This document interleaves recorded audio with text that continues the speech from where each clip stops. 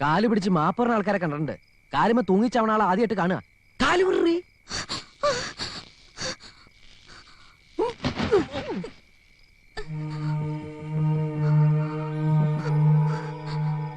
രുക്മിണി എന്നാണല്ലേ പേര്? തൂങ്ങിച്ചാവാൻ പോവുമായിരുന്നു അല്ലേ? ഇതിനുമുമ്പ് തൂങ്ങിയിട്ടുണ്ടോ? കാലില് കയറ് കുടുങ്ങിപ്പോ പാമ്പാണെന്ന് വിചാരിച്ച് ഞാൻ പേടിച്ചു പോയി. എന്നെ കാണാൻ ഒരു ഭംഗിയില്ലല്ലേ? അത് ഇങ്ങനെ നേരിട്ട് കണ്ടോണ്ടാ. എന്റെ പേര് ദിനകരൻ. അച്ഛൻ നാരായണ മാഷ് ഇതുപോലെ വേഷം കെട്ടി പുറത്തെവിടെയുണ്ട്. അമ്മ സ്ഥലത്തില്ല. അനിയത്തി രാധ, അവളീ വേഷം കെട്ടിയിട്ടില്ല. നമ്മളിങ്ങനെ ചിന്നക്കുറുപ്പിന്റെ പറമ്പിൽ നടന്നു കളിച്ചിട്ട് ഒരു കാര്യമില്ല. ഈ വീടിനകത്ത് വലിയൊരു വിഷപ്പാമ്പുണ്ടല്ലോ, ചിന്നക്കുറുപ്പ്. നിങ്ങളുടെ അച്ഛൻ? അതെന്റെ ചെറിയച്ഛനാ. അച്ഛൻ മരിച്ചുപോയി. ഓ, അപ്പൊ അച്ഛന്റെ അടുത്തേക്കുള്ള പോക്കായിരുന്നു അല്ലേ? എന്നാ പിന്നെ പോകുന്നതിന് മുമ്പ് ഒരു നല്ല കാര്യം ചെയ്തൂടെ? അകത്തേക്ക് പോയി ദിനകരനെയും കാണാനില്ല. പുറത്തു നിന്നാ അധികാരിയും കള്ളന്മാരെയും ഒന്നും കാണാനില്ല. അവര് പിന്നെ എവിടെ പോയി? അവരെ ഇനി വല്ല കള്ളന്മാരും പിടിച്ചിട്ടുണ്ടോയോ?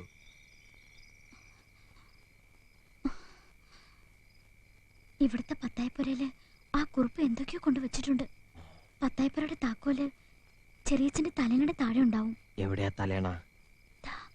ഓ,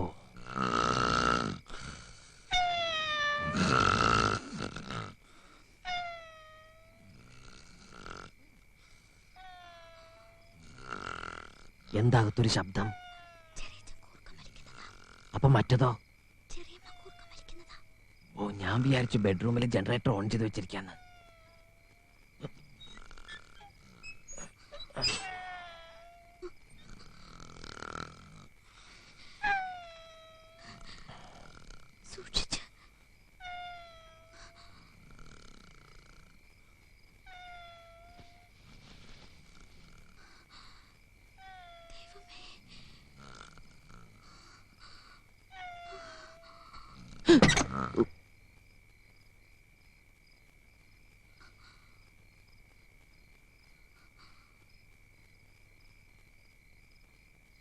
ഈ സഹായം ഞാൻ ഒരിക്കലും മറക്കില്ല. പറയേ, ഞാൻ എന്ത് പ്രത്യുപകാരം ചെയ്യണ്ടേ? ഈ കാട്ടുജാതിക്കാരുടെ കൂടെ ഇങ്ങനെ കഷ്ടപ്പെട്ട് ഇതിനകത്ത് ജീവിക്കാതെ ഇനിയുള്ള കാലം ഞങ്ങളെപ്പോലുള്ള നാട്ടുജാതിക്കാരുടെ കൂടെ പുറത്ത് കഴിഞ്ഞൂടെ? അങ്ങനെ കുറച്ചു കാലം നന്നായി ജീവിച്ച് ഒടുക്കം മനസമാധാനത്തോടെ തൂങ്ങി മരിക്കുന്നല്ലേ ബുദ്ധി?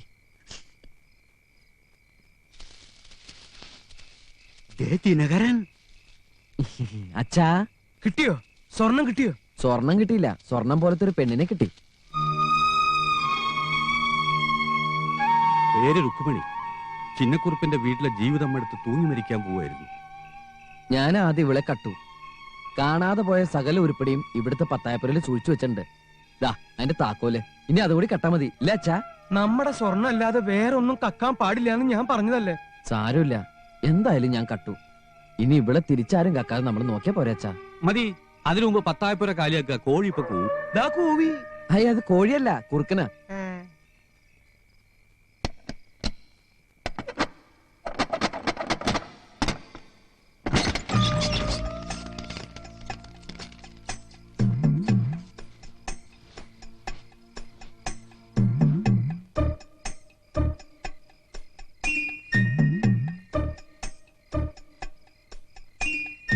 ചന്ദ്രപ്പനാണോന്ന് സംശയം. സംശയം വേണ്ട, ചന്ദ്രപ്പൻ തന്നെയാ.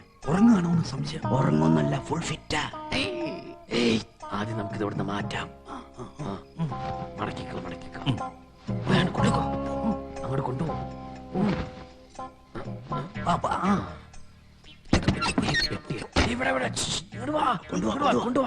അയ്യോ, പെട്ടിയിലിട്ട കാറ്റ് പോവുന്ന സംശയം. ഓ, ഈ അധികാരിയുടെ ഒരു ഒടുക്കത്തെ സംശയം. ഇതൊന്നും അത്ര പെട്ടെന്ന് കാറ്റുള്ള സൈസല്ല. പെട്ടിക്കാണി ദൂരമുണ്ട്, വേണമെങ്കിൽ ഒരെണ്ണം കൂടി ഇടാം. ഉള്ള ദ്വാരങ്ങളെ ധാരാളാ.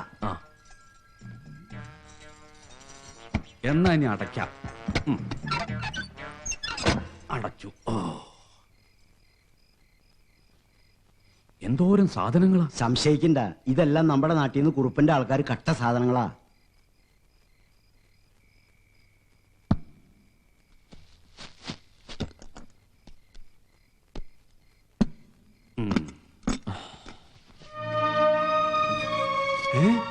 മോനെ ദിനകരാ, രാധയുടെ ആഭരണങ്ങള് ഒന്നും വിറ്റിട്ടില്ല, പണയം വെച്ചിട്ടില്ല, എവിടേക്കും കൊണ്ടുപോയിട്ടില്ല. ഇന്ന് തന്നെ ചിന്നക്കുറുപ്പിന്റെ വീട്ടിലും കയറണമെന്ന് നീ വാശി പിടിച്ച് നന്നായി മോനെ. ഇല്ലെങ്കിൽ ഈ സാധനങ്ങളൊക്കെ നാളെ നാട് കടന്നേനെ. ഇന്ന് തന്നെ കയറിയതുകൊണ്ട് ഈ 10,000 രൂപയുടെ താക്കോലെടുത്ത് തരാൻ എനിക്ക് രുക്മിണി കിട്ടി. നാളെ ആയിരുന്നെങ്കിൽ അവള് ജീവനോട് ഉണ്ടാവില്ലായിരുന്നു. നമുക്ക് ഈ താക്കോലും കിട്ടില്ലായിരുന്നു.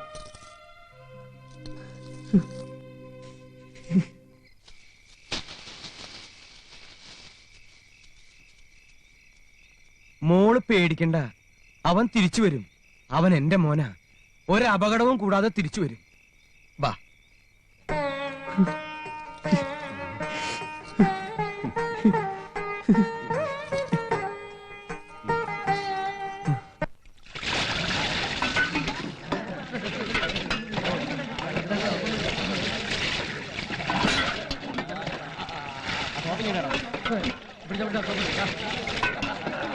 എല്ലാവരും നല്ലപോലെ വെള്ളം ഒഴിക്കുക. എന്റെ കുളി കഴിഞ്ഞു, എന്റെ മേത്ത് ഒഴിക്കണ്ട. എല്ലാവരും കുളിക്കുക, എന്നിട്ട് ആ കരിയൊക്കെ അങ്ങോട്ട് തേച്ച് കളയാ. അപ്പോ പറഞ്ഞതൊക്കെ എല്ലാവരും കേട്ടല്ലോ. എല്ലാവരും കുളി നിർത്തി ശ്രദ്ധിക്കുക. ഒരു 6-7 മാസത്തിനുള്ളിൽ ഈ നാട്ടിൽ നിന്ന് കളവ് പോയ പല സാധനങ്ങളും ഈ ഒറ്റ ഓപ്പറേഷൻ കൊണ്ട് നമ്മൾ പൊക്കി. കൂട്ടത്തിൽ ചിന്നക്കുറുപ്പിന്റെയും ഭാര്യയുടെയും ക്രൂരത സഹിക്ക വയ്യാതെ മരിക്കാൻ പോയ തങ്കം പോലത്തെ ഒരു പെണ്ണിനെയും കിട്ടി. എന്നാ അടുത്ത ഓപ്പറേഷൻ വേഗം നടത്തിയ വേറൊരു പെണ്ണിനെയും കൂടെ കിട്ടിയെങ്കിലോ? വെറുതെ തനിക്ക് പണിയില്ലാത്ത ഈ കളവ് മുതലെല്ലാം വാരിക്കൂട്ടി കുറുപ്പ് എന്തിനാണ് അവ ഇത്രയും കാലം സൂക്ഷിച്ചത്? വിൽക്കാൻ പേടിച്ചിട്ടായിരിക്കും. അല്ലെങ്കിൽ എന്തെങ്കിലും മനോരോഗം കാണും. എന്തായാലും നമ്മൾ സൂക്ഷിച്ചിരിക്കണം. തരം കിട്ടിയാലും അയാൾ അച്ഛനെയും എന്നെയും കൊത്തി നൂർക്കും. നൂർക്കാൻ വരട്ടടാ. നീ പറഞ്ഞതുപോലെ ഞാനും രണ്ടും കൽപ്പിച്ചിട്ട് തന്നെയാ. ഒന്നും ഞാൻ മറന്നിട്ടില്ല. അവനും ചിന്നക്കുറുപ്പും പണ്ട് കീരിയും പാമ്പും പോലെയായിരുന്നു. പിന്നെ എപ്പോഴോ അവര് തമ്മിൽ ലോഹിയായി. ഈ ചിന്നക്കുറുപ്പിന്റെ നമ്മൾ കണ്ട സ്വത്ത് മുഴുവനും നീ കട്ടുകൊണ്ടുവന്ന ആ പെണ്ണിന്റെ അച്ഛനുണ്ടാക്കിയതാ. പൂ പോലത്തൊരു മനുഷ്യൻ. പറഞ്ഞിട്ടെന്താ, നല്ല മനുഷ്യന്മാരൊക്കെ നേരത്തെ പോവും.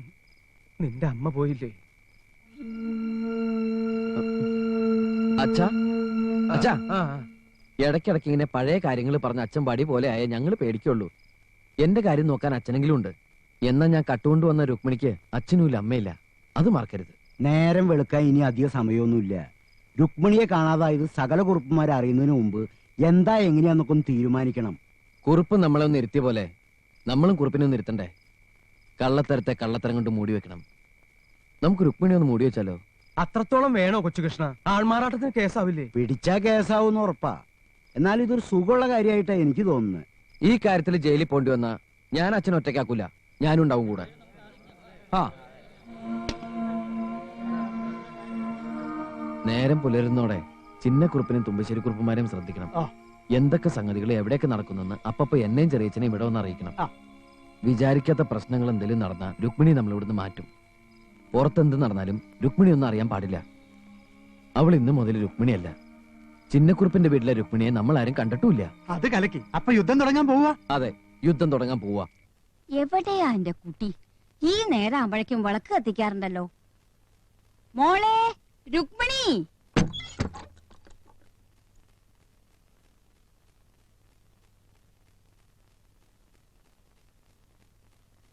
എന്താ അവിടെ?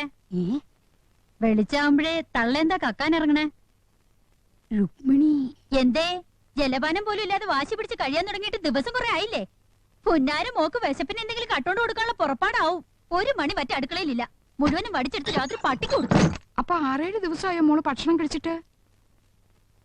അയ്യോ, ഈ കുട്ടിക്ക് പനിക്കുന്നുണ്ട്. പേടിച്ചിട്ടായിരിക്കും.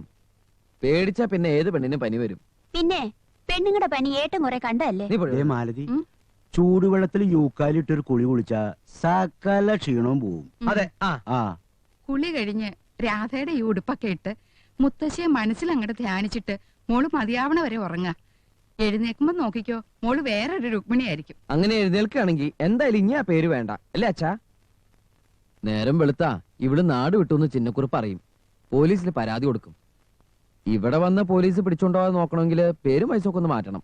മൊത്തം പെരുമാറ്റമൊക്കെ ഒന്ന് മാറ്റി നല്ല ധൈര്യമുള്ള തന്റേടുള്ള പെണ്ണായിട്ട് മാറണം. തുമ്പശ്ശേരി കുറുപ്പിനോടും ചിന്നക്കുറുപ്പിനോടും കളിക്കേണ്ടത് അത് മറക്കണ്ട. ഈ കുട്ടീനെ ഇവിടെ ഒളിപ്പിച്ചു വെക്കാൻ പോവാ? ഒളിപ്പിച്ചു വെക്കാൻ ഇതെന്താ തത്തയാണോ ചെറിയമ്മേ? കുതിരയല്ലേ, തനി കുതിര. അപ്പോ നമുക്ക് പേരിടണ്ടേ? വേഗട്ട അധികാരിയോടും ബാക്കിയുള്ളവരോടൊക്കെ പറയാം. ആ എന്നാ പിന്നെ നമുക്ക് തങ്കമണിന്നിടാം. അങ്ങനെ ഇപ്പൊ ആരും മണിയട്ടണ്ട. വേണ്ടെങ്കി വേണ്ട, എന്നാ ശകുന്തളാന്നിടാം. നിന്റെ അമ്മ രാധക്കിടാൻ വെച്ചിരുന്ന പേരാ. കുന്തളവും കിന്തളവും ഒന്നും വേണ്ട, ഇടിവെട്ട് പോലത്തെ ഒരു പേരാ ഇപ്പൊ വേണ്ടത്, അല്ല അച്ഛാ? എന്നാ തുമ്പശ്ശേരി കുറുപ്പെന്ന് വിളിക്കാം. അത് ഏതാണ്ട് ഒരു ഇടി മാതിരി തോന്നും. ആ എനിക്കിഷ്ടമുള്ള ഒരു പോലീസുകാരിണ്ട്, ആ പങ്കജലക്ഷ്മി. ഓ നാടൻ പേരാ. ഉവ്വോ. നാടനാണെങ്കിലും വിളിക്കുമ്പോ താമരയാണെന്ന് തോന്നും. അതൊരെണ്ണിട്ടാലോ? വേണ്ട, ആ താമര ഇവിടെ വിരിയണ്ട. ഓ ഏട്ടന്റെ മനസ്സിൽ നല്ല പേരുണ്ടാവും, ആ. നമ്മളോട് പറയാഞ്ഞിട്ടാ. അതെ. എന്താ അത്? ദിനകരൻ. ഹൗ. അത് വേണമെങ്കിൽ ഞാൻ കൊടുക്കാം. എനിക്കിപ്പോ പേരില്ലെങ്കിലും കുഴപ്പമില്ല, ഞാനിങ്ങ് ജീവിച്ചോളും. ഞാനൊരു പേര് പറയാം. ആർക്കെങ്കിലും ഒന്ന് ഇട്ട് കാണാൻ കൊതിയുള്ള പേരാ. കൊതിപ്പിക്കാണ്ട് പേര് പറച്ചാ. ചിന്നമ്മണി. എന്താ അതിട്ടൂടെ? നല്ല പേരാ, എനിക്കത് മതി. ആ, പേര് ചിന്നമ്മണി എന്നാണെങ്കിലും ഞാൻ മോളേന്നെ വിളിക്കൂ. വിളി കേട്ടോണം.